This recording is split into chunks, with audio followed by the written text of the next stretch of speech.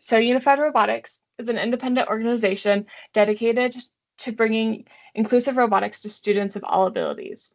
We are so grateful that you are all here as we enter into our 10th season. To begin, I would like to remind you all of the core values for Unified Robotics. Respect. We value all members and encourage everyone to participate. Willingness. We try new things, which can open unexpected doors. Empathy. We build a foundation for understanding the experiences of others. Community. We create meaningful relationships for lasting change. And success. We believe every person defines their own success. So for the presentation today, I'm Delaney. I'm the Executive Director of Unified Robotics.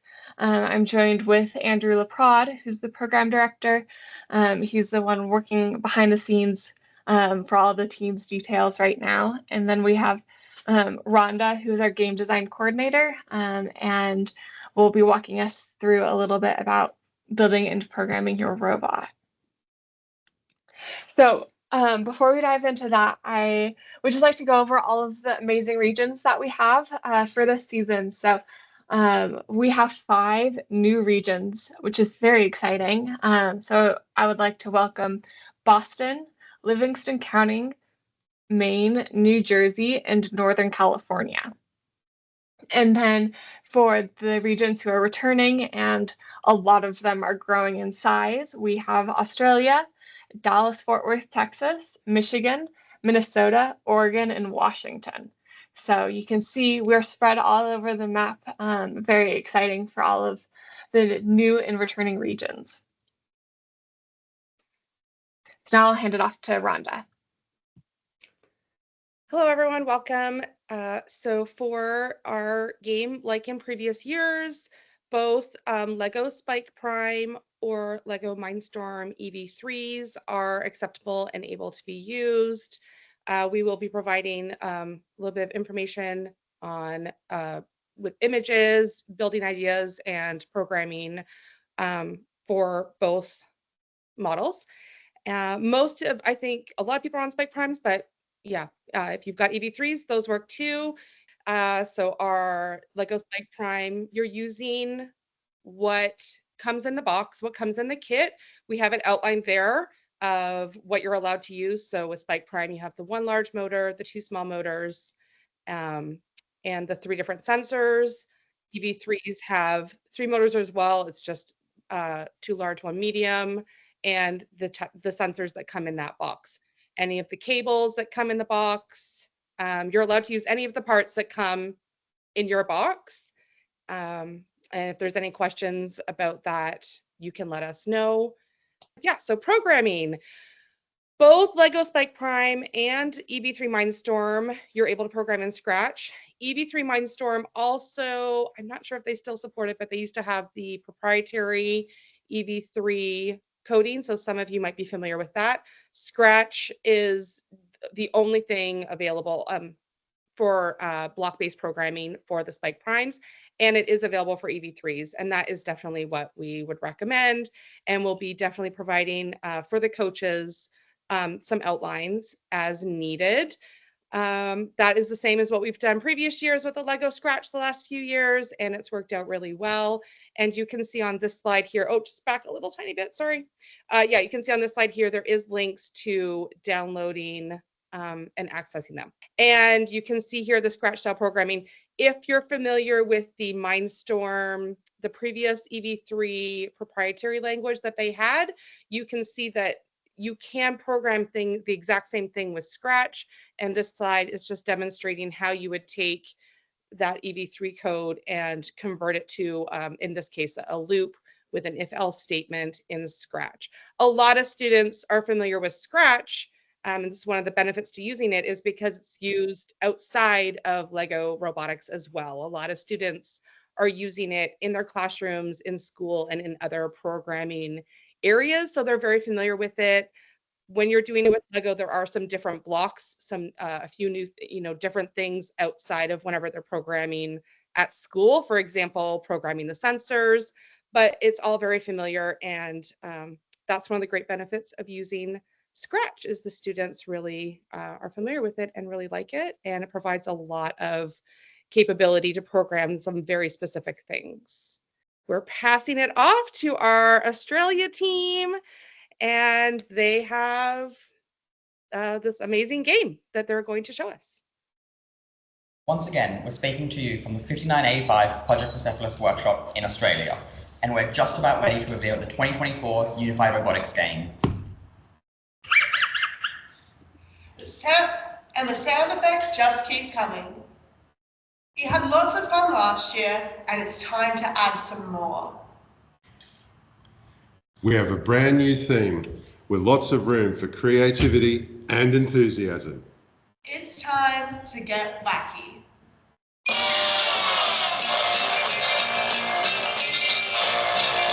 And it's time to race.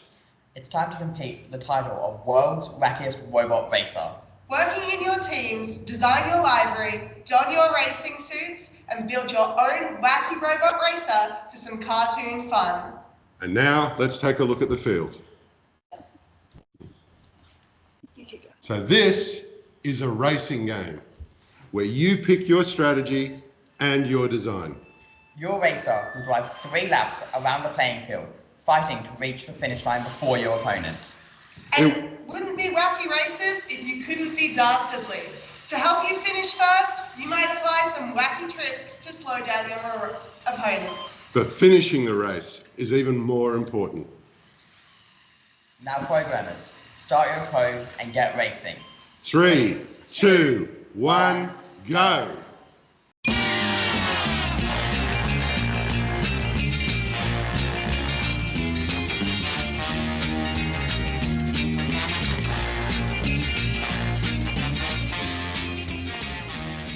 At the start of each match, place your robot on the field facing counterclockwise and completely behind the starting line.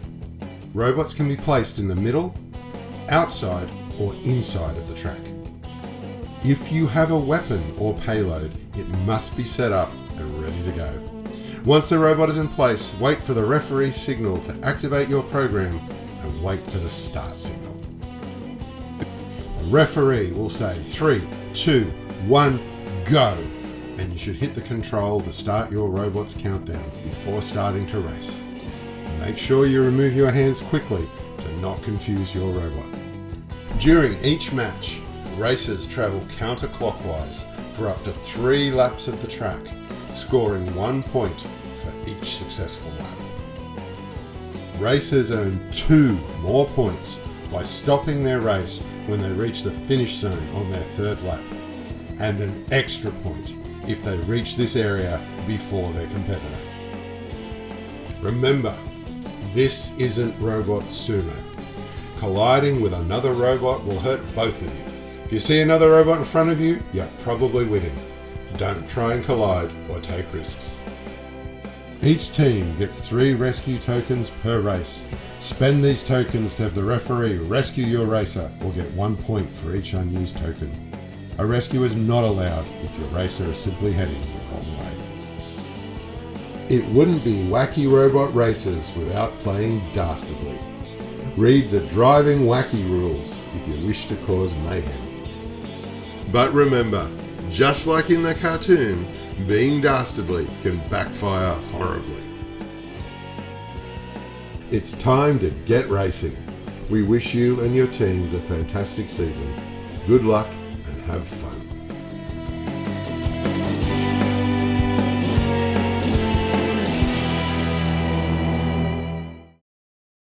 We are now into getting things interesting. So I think we've got some slides to come up with a few field descriptions, and then we can take some questions, I think, is the plan. So this is what the field's looking like overall. There is CAD diagrams blueprints in the rule book to outline how you build it, so everything will be right. Now, the most important thing to note from this particular picture is the direction the robots have to travel. Counterclockwise. Your robot will always be turning left. If you are turning right, something has gone horribly wrong. Then on our field, we have our starting lines. So they're the long lines compared to the short lines. And you want to make sure that when you start the match, your robot is behind that. These boxes are the finish zones. So if your robot stops anywhere within that, you get the point for stopping. This is the player zone. So this is where the humans are going to be sitting. Unlike last year, there's not quite as much interaction with the robot once it starts, but that's where the humans will be, and that gives the referees the most room to be able to rescue the robots if needed. So scoring. So you get 1 point for every lap you complete. So even if you don't finish if you crash out halfway through, but you do a lap, you still get 1 point. You get 2 points if your racer finishes on the 3rd lap. And then you get 1 point if you win the race. Yeah. So if you have unused rescue tokens, you get 1 point for every one that's left over. And then we have the creative bit. We're going to give you 3 points every match if your racer resembles a race car. And we want to see some creativity here, guys. We want to see some colour. We want to see some craziness. Okay, so a slight change again this year. There are many different ways for you to design a robot to play this game. So there's a couple of ways you can use sensors, or you cannot. I will always recommend using sensors. So you could do things like use your color sensor to count the lines. You could use a force sensor to hit the wall. You could use your distance sensor to know when to turn or hit something. The one thing I will strongly recommend, if you see on the pictures we've got up here on our examples, are the wall runners. So these are wheels on the side of the robot that make your robot run straight along the wall if it hits it rather than crash. Wall runners are what I would regard as an essential piece of equipment. How they look, that's up to you guys. And of course, you guys have freedom. So maybe you need to add something to defend from weaponry from other teams. You want to try testing things out at different speeds. How do you turn if you go fast? How do you turn if you go slow? Test your reaction time. Can you speed it up, or do you need to go slower? And the most important thing is make sure you test your robot on a carpet surface, because smooth floor on carpet are going to have very different results for your robot. As we said in the video, this isn't robot sumo. The robots start on opposite sides of the field, so if you see another robot in front of you, that probably means you've caught up to them and you're winning. You have absolutely zero motivation to hit them, flip them, or try and do anything. You just want to tuck in behind them and not make contact. So bear that one in mind. The weaponry, well, we'll get to that in a moment with point 4, but basically you do not want to make contact with another robot.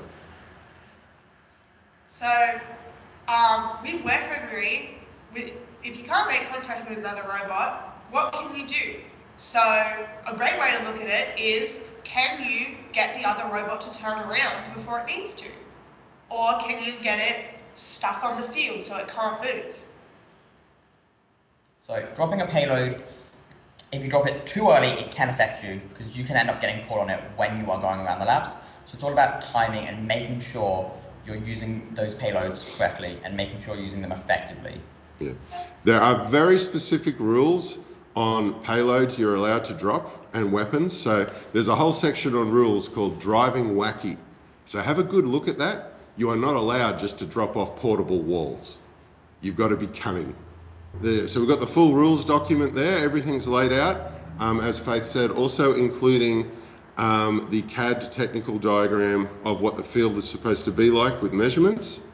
And we are more than happy to field questions, give support, or offer any advice whatsoever. So we hope you have fun with this game, guys. We had a lot of fun playing with it and getting it up. It's going to be different, but we hope your guys really enjoy the theme and really get involved with making their own wacky racer.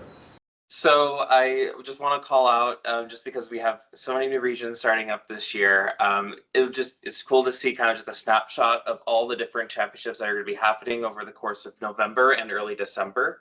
And so there's a sneak peek of all the events that each region will be having for this year. And for those that are TBD, stay tuned. You'll hear that from your regional director if you are in that region. But it's just awesome to see that all these championships were happening across in the US as well as in Australia. For coaches and regional directors, using the Unified Robotics portal will be the best way to get the best support when it comes to understanding what additional support you need for personnel and for team support. And so by making sure that your information is up to date, both not just in terms of your region, but also all the schools that are participating, as well as all the teams that are participating with the number of participants, that'll help us understand what support we can give you for your region. Later on, once we get closer to November, the portal will allow you to also be able to generate tournament matches. And so once you have all the teams included, you'll be able to generate matches and then also submit scores and do a ranking system, so that you don't have to do any more paper trails of submitting scores and trying to calculate who has won and who is the top champion for the game in your championship. Just a friendly reminder for coaches and regional directors to finalize your school registration for this season. That'll be on October 12th. So that's just making sure that your school info is put into the system. And then for team submissions, so just finalizing the team names and the number of participants in your school, that'll be on November 6th. And then here's just an overall view of all the different resources that you'll have for this season. Again, there's the Unified Robotics website, as well as the Unified Robotics portal. The new region and new school guidebooks are always available with those links, as well as shortly in the portal, you'll be able to see the links for the guidebooks as well. Also, shortly in the portal, you'll be able to access the game rules, as well as the resources that may be some build help and some programming help that you might be able to utilize throughout the season as well. And as always, if you need to contact us directly, you can always contact us at leadership@unifiedrobotics.org. And yes, we will be sharing the PowerPoint as well as the recording to all of you.